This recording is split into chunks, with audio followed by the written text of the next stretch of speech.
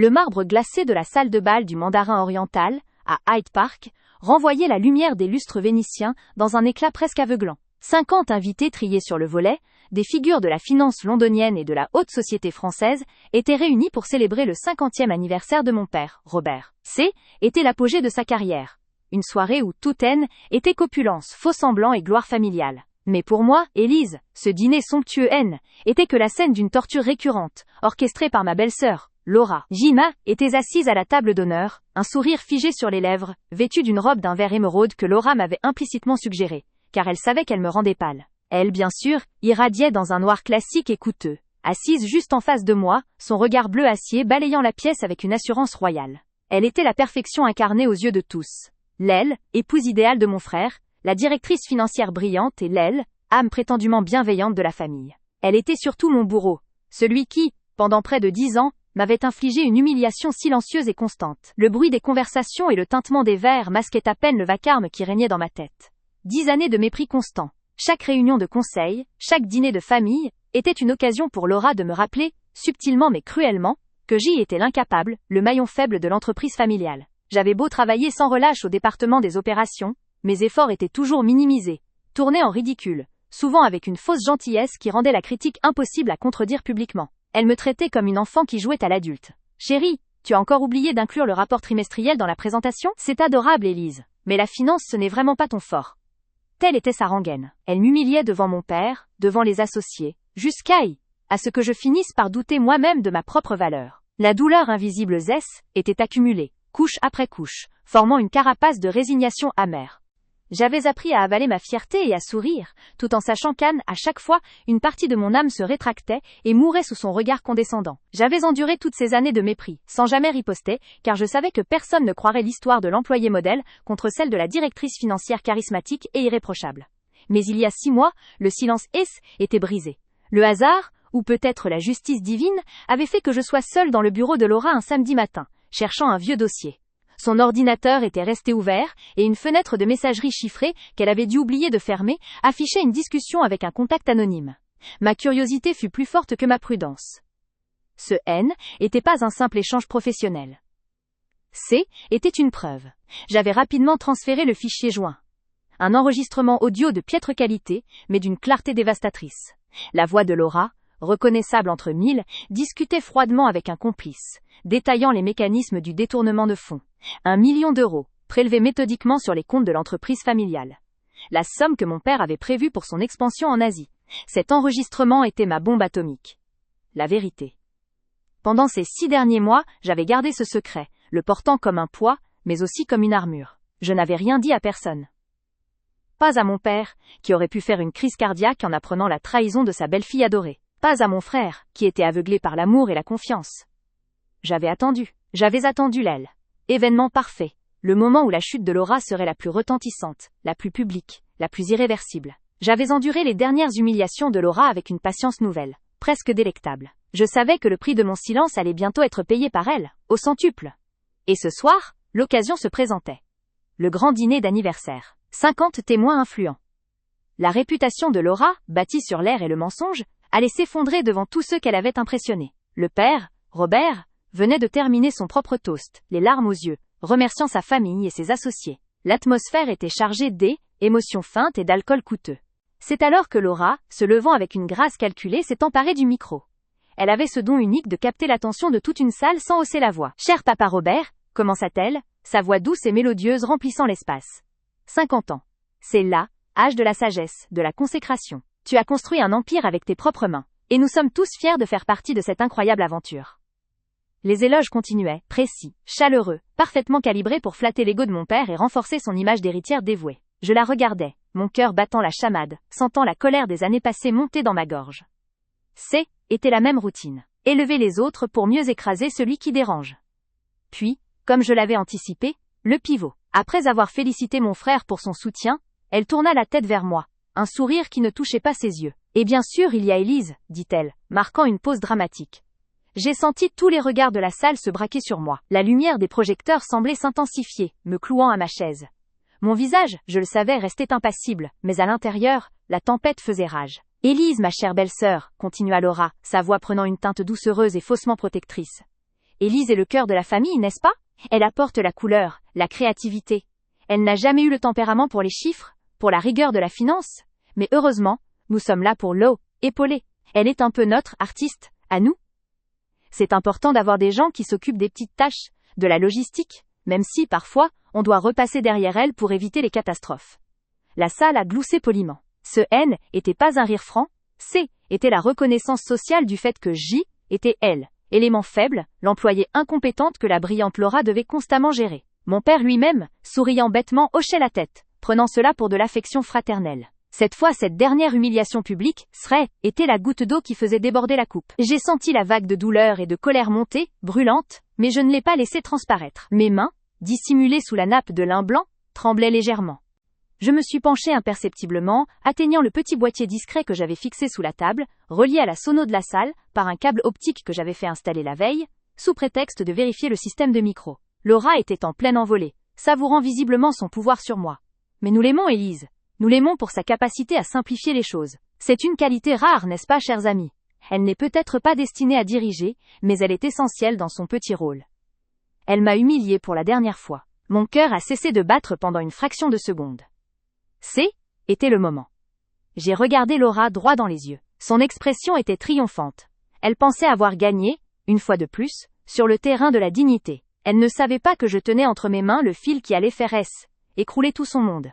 Avec une précision chirurgicale tandis que Laura marquait une courte pause pour reprendre son souffle et son verre de champagne, j'ai glissé mon pouce sur le bouton d'activation du boîtier. J'ai diffusé l'enregistrement audio, en secret, directement dans la boucle du système de haut-parleurs, dissimulé dans les murs de la salle de bal.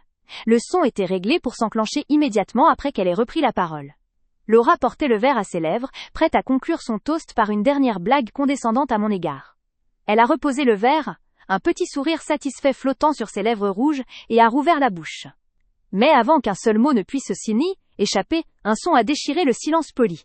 Un grésillement, puis une voix s'est élevée, amplifiée, résonnant dans le silence qui succède au toast. Ce N était pas la voix d'Élise, l'incapable. C était la voix de Laura. Une voix différente, froide, cynique, que personne ici n'avait jamais entendue. La bande s'est enclenchée, et les mots, clairs, accusateurs, ont frappé les 50 invités de plein fouet. Je t'assure, l'opération est bouclée. Le virement est passé par le compte offshore au Caïman.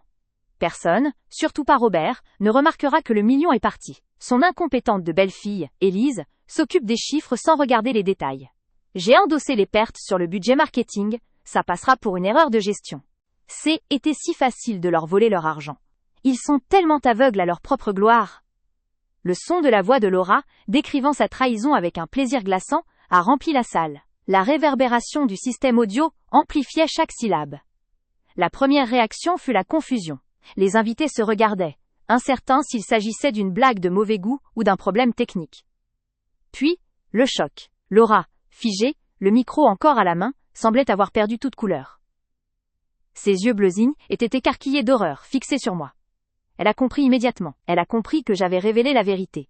Le père, Robert, au début amusé par le bruit soudain, est devenu livide en entendant distinctement le montant et la mention de son entreprise. Il ne regardait plus Laura. Il regardait le micro, d'où sortait la voix familière, et pourtant monstrueuse. La salle est devenue silencieuse. Un silence profond, étouffant, où l'on n'entendait plus que l'enregistrement audio qui continuait de dérouler l'épreuve de la trahison. Le champagne était arrêté à mi-chemin des lèvres, les fourchettes étaient immobilisées au-dessus des assiettes.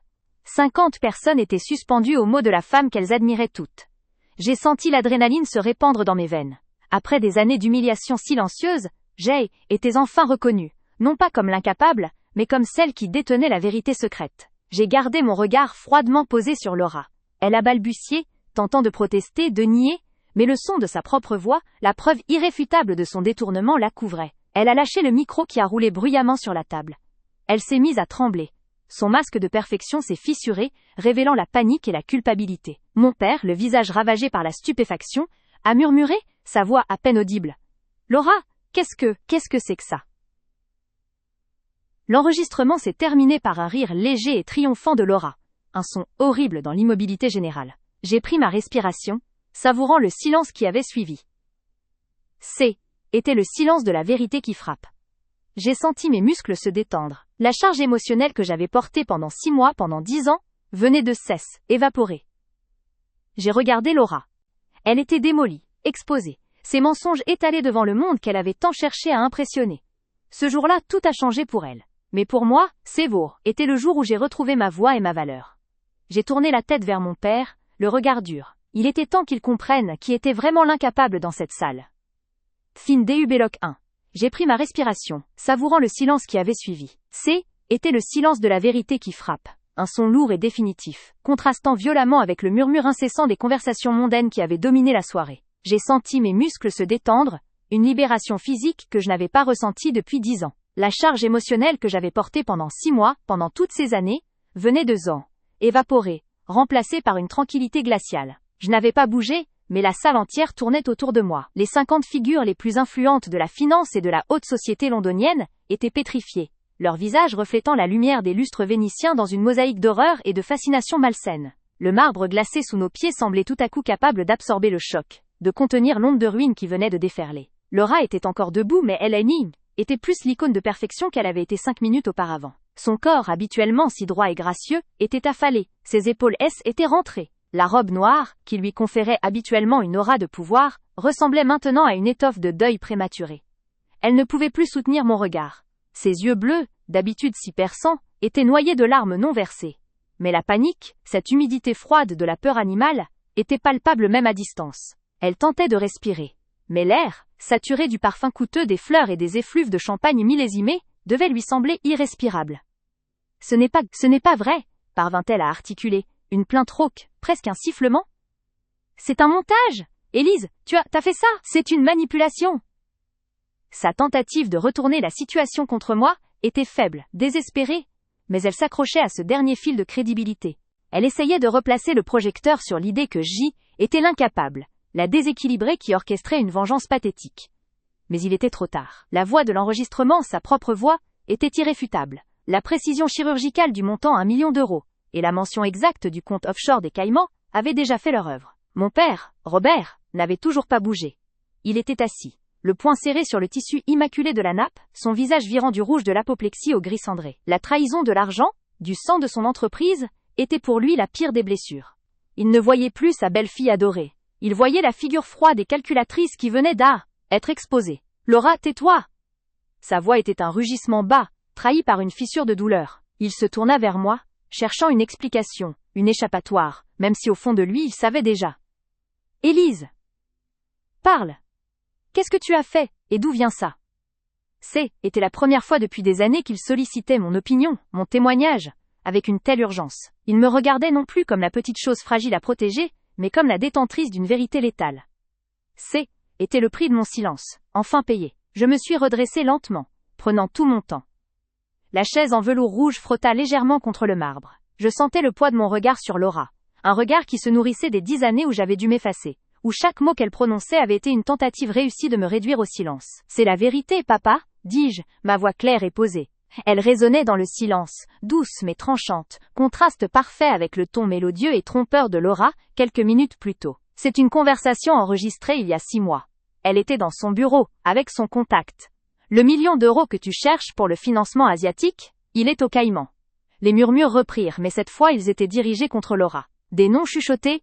Fraude. Détournement. Scandale. L'opulence de la salle de bal se transformait en théâtre de la honte. Laura m'interrompit. Les larmes coulant enfin, non de remords, mais de fureur et d'impuissance. « Tu es malade, Élise. Tu as planifié ça. Tu as volé mes fichiers. Tu as attendu ce moment, n'est-ce pas ?» « Oui, » répondis-je simplement, sans la moindre hésitation, savourant l'honnêteté brutale de l'aveu. La surprise de l'assemblée fut presque comique. J'avais enfin le droit d'être méchante, d'être honnête. J'ai attendu. J'ai attendu le moment où tu serais le plus haut, le plus visible, où la chute ferait le plus de bruit.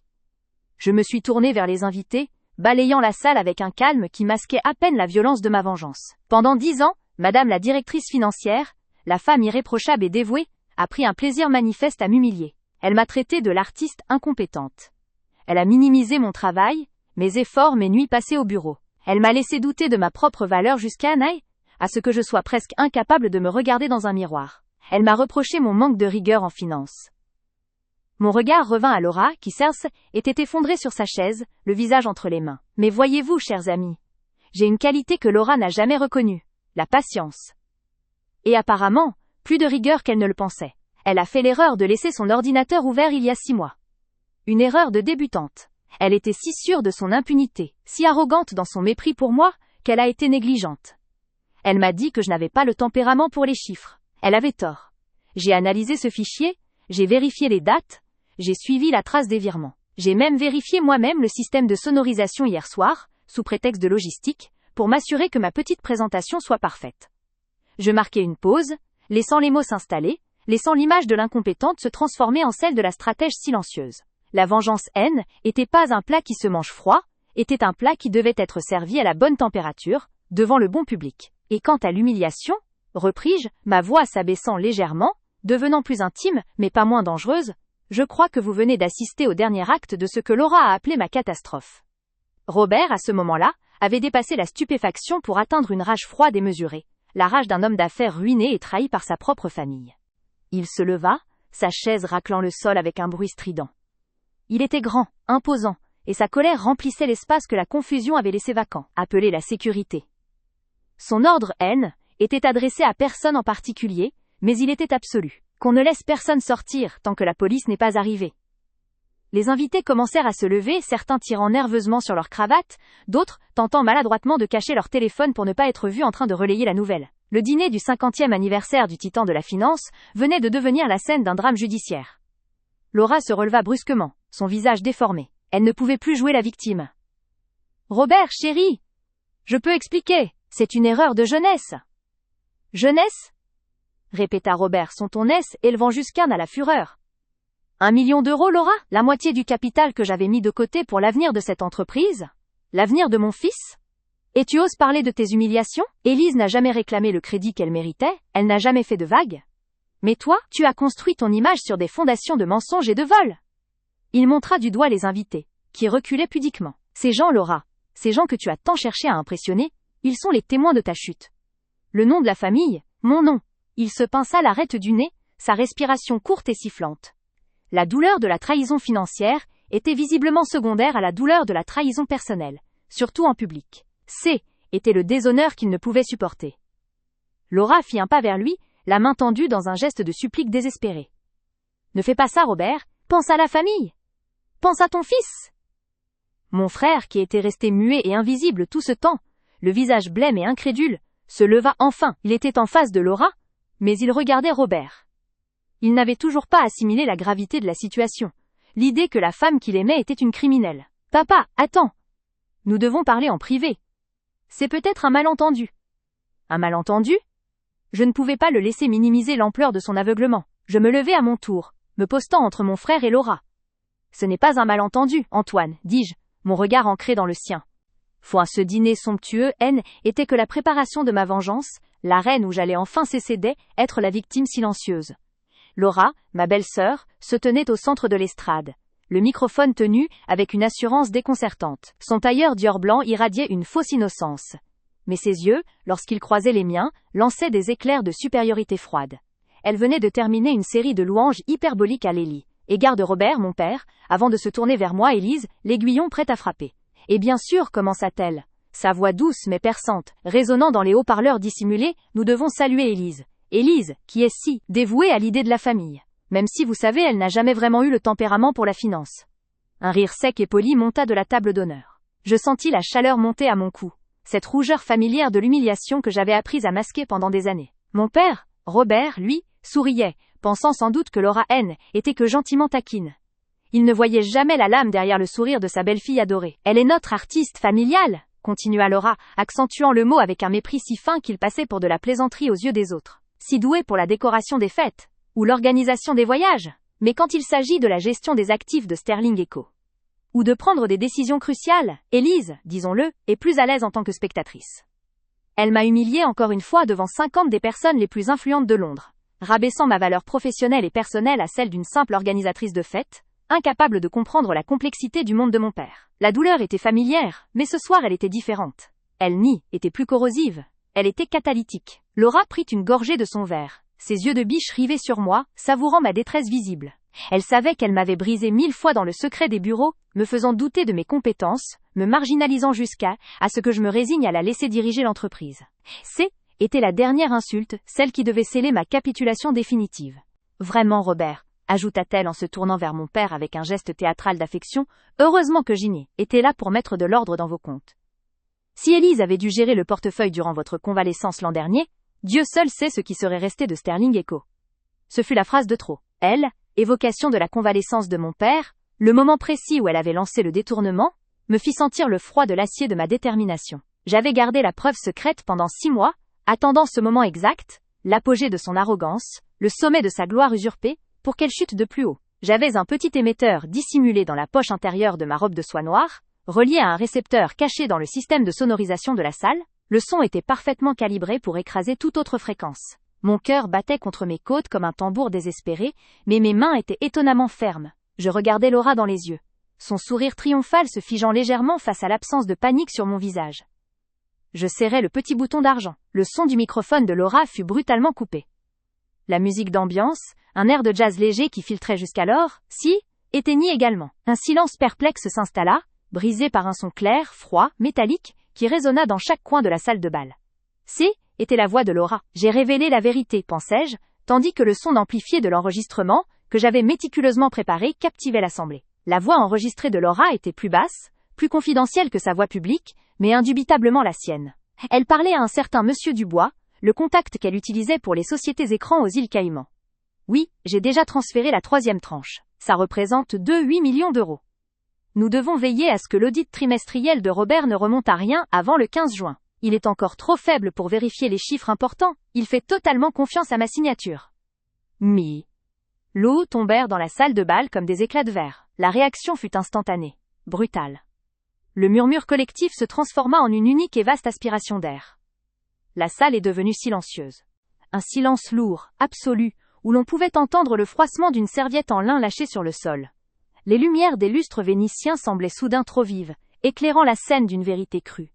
Je vis le temps ralentir. Les convives, ces financiers hautains et ces dames en robe de soirée, étaient figés, leur visage passant de l'ennui poli à l'incrédulité horrifiée. Un homme en smoking près de moi avait sa fourchette à mi-chemin de sa bouche, immobile comme une statue.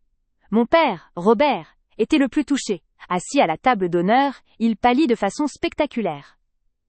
Ses yeux, habituellement si vifs, se remplirent d'une incompréhension et d'une douleur atroce. Il regarda Laura, puis l'enceinte d'où sortait la preuve sonore, puis moi.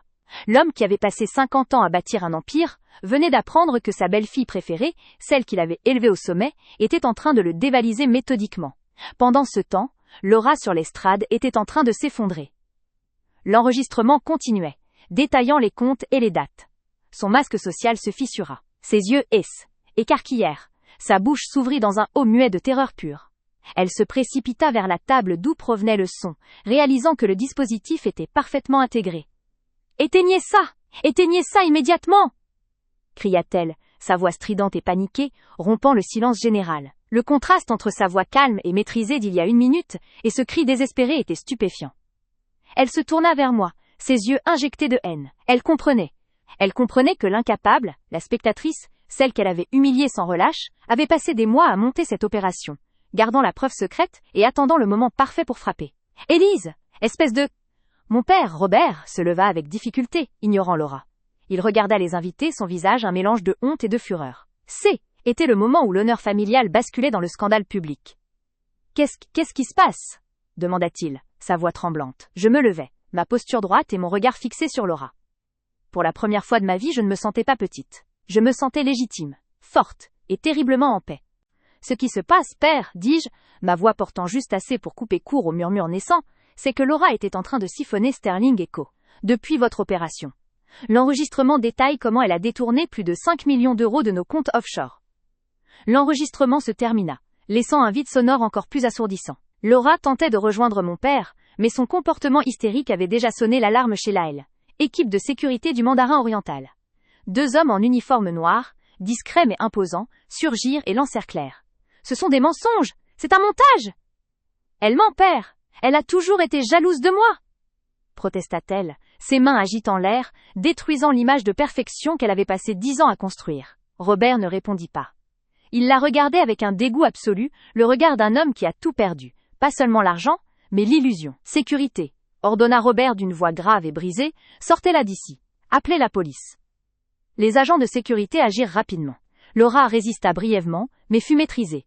Alors qu'elle était escortée vers la sortie, elle se débattit une dernière fois, se tournant vers l'assemblée, qui la regardait désormais avec un mépris total. « C'est elle l'incapable » hurla-t-elle, pointant le doigt vers moi. Mais l'insulte n'avait plus aucun poids. Devant la preuve incontestable, elle sonnait creux, pathétique. La longue marche de Laura hors de la salle fut un calvaire public. Les murmures reprirent, mais ils étaient plus des commérages. Ils étaient des jugements. Des visages qui me méprisaient il y a quelques minutes se tournaient maintenant vers moi, avec une nouvelle forme de respect. Un choc silencieux devant ma détermination. Je restais debout, inébranlable. Je n'avais pas besoin de crier ni de me justifier. La preuve secrète que j'avais gardée si longtemps avait fait le travail. L'air autour de moi, autrefois lourd du poids de mes années d'humiliation silencieuse, se fit soudain léger, pur. Je pouvais respirer. Robert, mon père, s'approcha, son visage marqué par la trahison.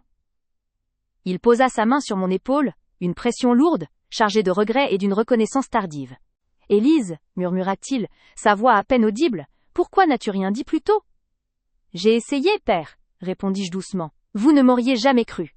Elle est trop douée pour mentir.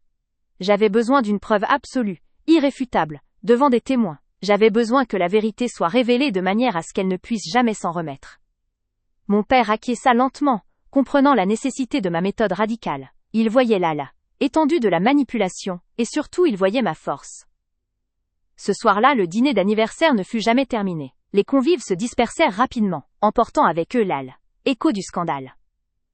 Mais pour moi, Élise, la nuit venait de commencer. J'avais récupéré mon honneur, ma dignité, et, par la force des choses, ma place légitime au sein de l'entreprise. Laura, l'arrogante, la dominante, avait tout perdu en quelques minutes. Sa réputation, l'affection de mon père, sa liberté et sa fortune. Les poursuites judiciaires qui ont suivi ont été rapides et dévastatrices. Ce jour-là, tout a changé. Pour elle, le chemin de la chute fut brutal et public, la justice s'exerçant sous le regard de ceux qu'elle avait tenté d'impressionner. Pour moi, Élise, le chemin de la libération s'ouvrait enfin, prouvant à tous, y compris à moi-même, que celle qu'on appelait l'incapable était en réalité la seule assez forte pour sauver l'honneur de la famille et l'entreprise de mon père. Je ne étais plus l'ombre, je étais la lumière, enfin reconnue pour ma valeur et ma résolution silencieuse.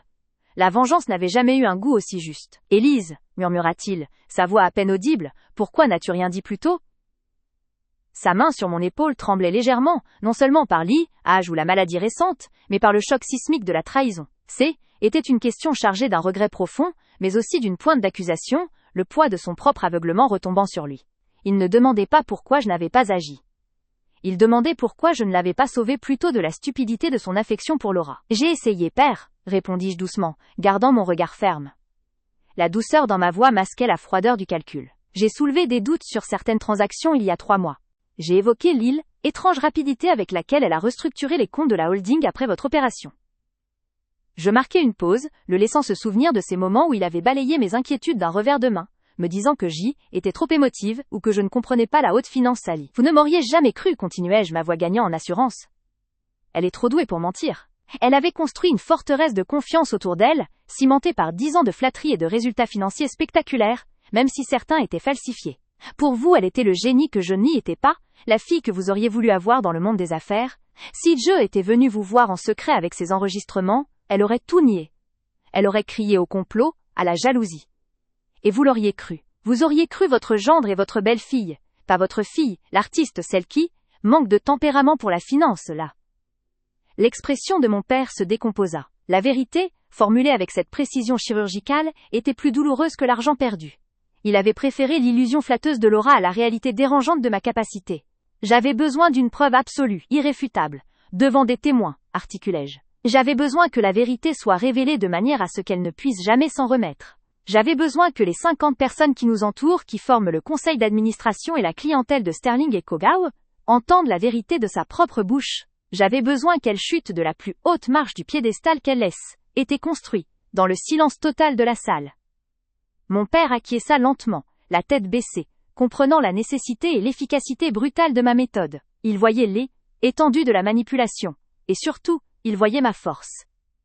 Il voyait que mon long silence n'était pas de la faiblesse, mais la patience calculée d'un prédateur. « Tu as sauvé l'entreprise, Élise, » dit-il enfin, relevant la tête. Le ton était plus celui du patriarche condescendant, mais celui d'un homme d'affaires reconnaissant, et peut-être, d'un père qui retrouvait enfin sa fille. « Et tu as sauvé mon honneur. » Il y eut un long moment de silence. Les échos du scandale flottaient encore dans l'air, un résidu électrique. Dehors, les sirènes de la police commençaient à se faire entendre, des sons discrets, mais dont la signification était lourde. Elles venaient sceller le destin de Laura. Le dîner d'anniversaire ne fut jamais terminé. Les convives, ces loups de la finance et ces oiseaux de paradis de la haute société, se dispersèrent rapidement, emportant avec eux écho du scandale comme le plus croustillant des potins. Ils ne se retirèrent pas en silence, mais dans un murmure dense, un bruit de soie froissée, de cuir luxueux et de talons claquant sur le marbre. Le sol de la salle de bal était jonché de serviettes abandonnées, et de verres à moitié pleins, symbole d'une fête avortée, souillée. L'odeur capiteuse des lys et du champagne moët se mêlait désormais à l'odeur plus âpre de la panique et de l'humiliation. Je les regardais partir. La plupart évitaient mon regard, certains par gêne, d'autres par une nouvelle prudence. Ils avaient vu la douceur, Élise, l'artiste, se transformer en la détermination glacée d'une stratège. Ils ne m'avaient jamais prise au sérieux. Et maintenant, ils devaient réévaluer toutes leurs hypothèses. Je pouvais sentir le changement d'air. L'atmosphère, autrefois lourde du poids de mes années d'humiliation silencieuse, se fit soudain légère, purifiée par la foudre de la vérité. Je pouvais enfin respirer sans la pression constante de devoir me justifier ou me faire minuscule. Mon père et moi restâmes seuls près de l'estrade, baignés par la lumière crue des projecteurs qui avaient été laissés allumés. Il était physiquement épuisé, mais son esprit, je le savais, était déjà en mode gestion de crise. Nous devons geler ses actifs immédiatement, dit Robert, sa voix retrouvant un peu de sa fermeté habituelle. Et je veux que tu sois présente à chaque étape. Tu as découvert cela, tu sais où regarder. C'est déjà fait, père, répondis-je. J'ai prévenu Maître Dubois dès que l'enregistrement s'est terminé. Il a un ordre de blocage judiciaire prêt pour toutes les sociétés écrans mentionnées. Il a fallu 6 mois pour comprendre son schéma, mais je connais les comptes mieux qu'elle, parce qu'elle était arrogante. Elle pensait que J était trop stupide pour suivre les pistes. Mon père me regarda, un mélange d'admiration et de tristesse. L'admiration pour ma méticulosité, la tristesse d'avoir si mal jugé à la fois sa belle-fille et moi. Je touchai le tissu de ma robe, le soie noire qui cachait encore le petit émetteur. Cette robe, que j'avais choisie pour sa discrétion, était transformée en uniforme de guerre. Pendant toutes ces années où Laura me réduisait à N, être qu'une décoratrice de soirée, je m'entraînais à l'art de l'observation minutieuse, au recoupement des détails, à la patience infinie que requiert l'art, mais aussi la vengeance. J était l'artiste de la démolition. La vengeance n'avait jamais eu un goût amer. Son goût était celui de la justice froide et propre. C était le goût d'une dignité retrouvée. Laura, l'arrogante, la dominante, avait tout perdu en quelques minutes. Sa réputation, l'affection de mon père, sa liberté et sa fortune. La chute avait été totale. Je me souvenais de la façon dont elle m'avait traité, mois après mois, dans le bureau en acajou de Sterling et Copas. Ces petites humiliations quotidiennes, les dossiers subtilement retirés de mon bureau, les réunions où ma voix était ignorée. Elle avait réussi à me convaincre que J était incompétente. Le doute rongeait mes nuits. Mais ce doute était transformé en moteur de recherche. Si je ne pouvais pas gagner par la force brute ou le charisme, je gagnerais par l'intelligence et l'invisibilité. J'avais passé des centaines d'heures, caché dans mon appartement, décortiquant des relevés bancaires cryptés, écoutant des conversations enregistrées à l'insu de tous, grâce à un logiciel espion que j'avais acheté sur le dark web, une ironie mordante, l'artiste incapable se transformant en hacker discrète. Je n'avais pas le tempérament pour la finance, mais j'avais la patience pour la vérité.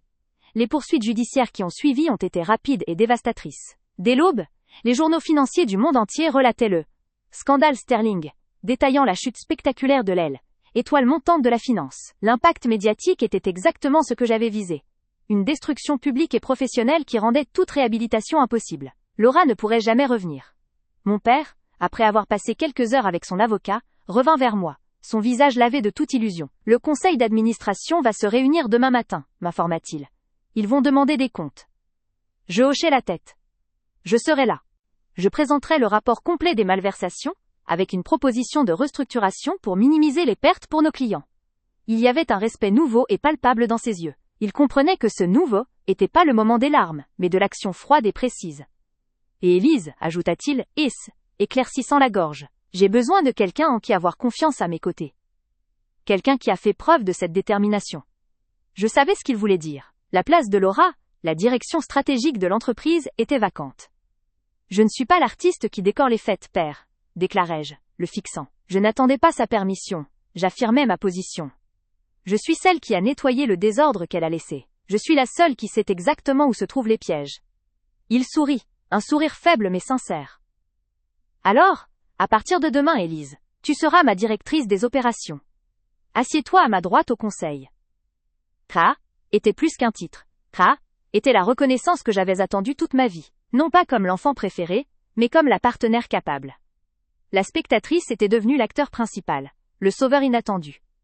Ce jour-là, tout a changé. Pour Laura, le chemin de la chute fut brutal et public, la justice s'exerçant sous le regard de ceux qu'elle avait tenté d'impressionner. Elle avait tenté de m'effacer, mais en retour était elle-même effacée de la haute société londonienne. Pour moi, Élise, le chemin de la libération s'ouvrait enfin. J'avais prouvé à tous, y compris à moi-même, que celle qu'on appelait l'incapable, était en réalité la seule assez forte, pour affronter la complexité du danger, et sauver l'honneur de la famille et l'entreprise de mon père. Je était plus l'ombre, était la lumière, celle qui révélait et réparait. Ma résolution silencieuse avait porté ses fruits. Le prix était élevé ni années d'isolement et de dissimulation. Mais la récompense était inestimable. L'autorité, le respect, et le droit de me tenir droite sous les lustres, sachant que ma valeur ne dépendait plus du regard condescendant des autres. Je regardais une dernière fois l'estrade vide où Laura était tenue, triomphante, quelques heures plus tôt. Était désormais mon arène. La vengeance n'avait jamais eu un goût aussi juste. Elle était le début, non la fin, de mon règne.